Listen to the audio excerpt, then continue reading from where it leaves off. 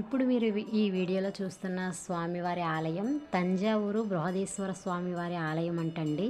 ఇక్కడ శ్రీ స్వామివారికి సుమారు 1000 కేజీల అన్నంతో అభిషేకము, తదనంతరం అలంకరణ కూడా నిర్వహిస్తారంటండి. ముందుగా అన్నంతో అభిషేకించి అలంకరించిన తర్వాత 500 కేజీల కూరగాయలతో కూడా శ్రీ స్వామివారిని అలంకరించడం అయితే జరుగుతుందంటండి. చూశారు కదా మీరు ఈ వీడియోలో. పూజారులు అయితే స్వామివారి సేవకై అన్నాన్ని తీసుకెళ్తున్నారు. ముందుగా విశేష పూజలు, అభిషేకములు జరిగిన తరువాత స్వామివారికి అన్నంతో అలంకరిస్తారంటండి.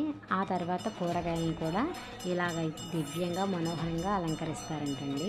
చూశారు కదా, చూడడానికి స్వామి ఎంత అందంగా మనోహరంగా కనిపిస్తున్నారో. అలాగే మీకు ఈ వీడియో నచ్చుతుందని అనుకుంటున్నానండి. నాకైతే చాలా బాగా నచ్చింది. తప్పకుండా మన ఛానల్ అయితే సబ్స్క్రైబ్ చేసుకోండి, లైక్ చేయండి, అలాగే షేర్ చేయండి.